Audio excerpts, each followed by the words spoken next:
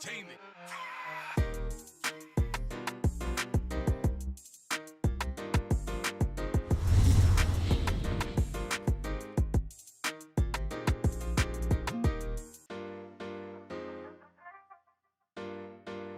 Fate entertainment. Good morning, scholars. I'm Zephaniah Wharton. Welcome back to the Morning Hop with JHop. Today is an A-Day. Teachers, please check your email daily for links sent out to watch the Morning Hop with JHop. As always, scholars, aim higher. Fire drills have been a staple drill in American public schools for years. This past week, Johns Hopkins Middle School had an unexpected fire drill that scared students and teachers for a moment. For more information, let's go to Gloria Privis and I. On Thursday, February 17th, there was an unannounced fire drill around 10:15 a.m. Everyone was unsure of whether the fire drill was real since the students and teachers had no idea of the drill. However, the students and staff acted in perfect conduct for this event. The teachers checked the roll to make sure all their students were there. Students were not running around. It was a perfect representation of how students and staff should act during this time.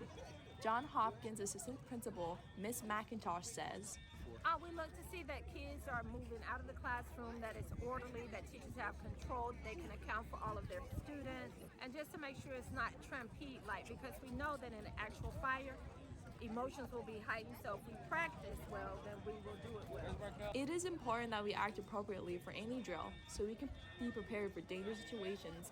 So please, take these seriously. One day your life might depend on it. I'm Indina Ferguson. With me is Jaidi Smith and Kaylee Davis.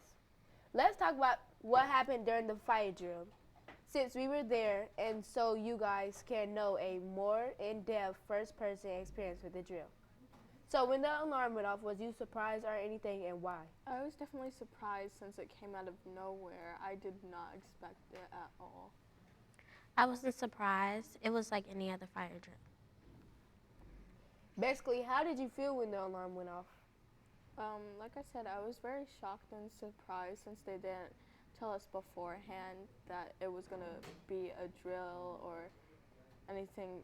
Yeah, I was surprised because it was unannounced. Exactly. Yeah, like when they normally have drills, it would be like, this time we're having a drill, and we'll be prepared and ready. Did you think the drill was real or fake? I definitely thought it was real. It was definitely a shock to me. So. Same. I didn't think it was real, but it was pretty surprising. When did you find out that the drill was fake, and how did you feel when you found out? I found out it was fake when the teachers told us it was a drill. I'm pretty sure the staff members came outside and was telling us, "Good job, everyone. It was just a drill," and let us go back inside. I definitely thought it was real since we were like running around the track, and we were called in to start lining up, and we were trying to look for smoke and everything to see if it was happening. It was on the intercom and it said, "This is a drill. This is a drill." Oh well, if it was on the intercom, I didn't hear it. Because we was doing journalism at the time. I was in this period, and I was like, why it have to be in this period? It could be in my other periods. I was like, ugh. Do you think there will be any more drills that were just like or similar to the unannounced fire drill that we had? I think there will be. It's a good way to prepare students for if something like this actually happened in real life, to be ready and prepared for the situation at hand. Yeah, there would definitely be more in future. Yeah, I think we should have this practice, so if it was like a real drill and there was actually fire, we can get more prepared and we know what to do instead of what we're supposed to do. Thank you for listening. Let's go back to Zephaniah. Thank you for that podcast and discussion, Indina and Jaidi and Kaylee. I hope everyone liked that story by Gloria and me. Now, to keep track on what happened at the 2022 Olympics, let's go to Lucas Campbell for sports.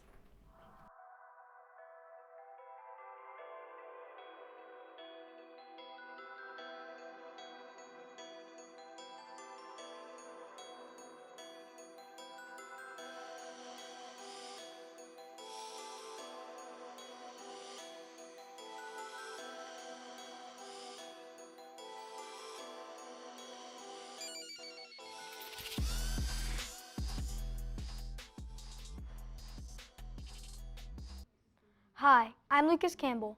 The Olympics ended on Saturday, February 20th, 2022. Norway won first place for the 2022 Olympics, Germany won second place, and China won third place. The runner-ups were America running fourth place and Sweden winning fifth place. When it ended, there was obviously a closing ceremony. Sources called it a disaster. Some even called it safe but odd. At the end of the day, the Olympics showed off the talents of many athletes, and hopefully they can do better next year and satisfy more people. Now, let's go to weather.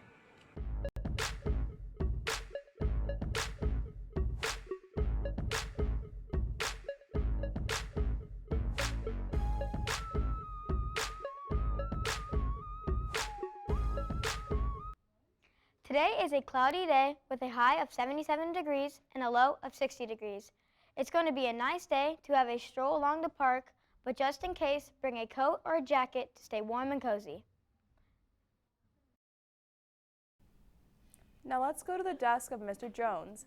He says that we are to use the Trojan Pride expectations to be successful. Prepared. Bringing required materials to class daily. Laptop, paper, writing utensils, etc. Completing and turning in assigned work on time. Respectful. Adhere to classroom and school-wide expectations, arriving to all classes on time.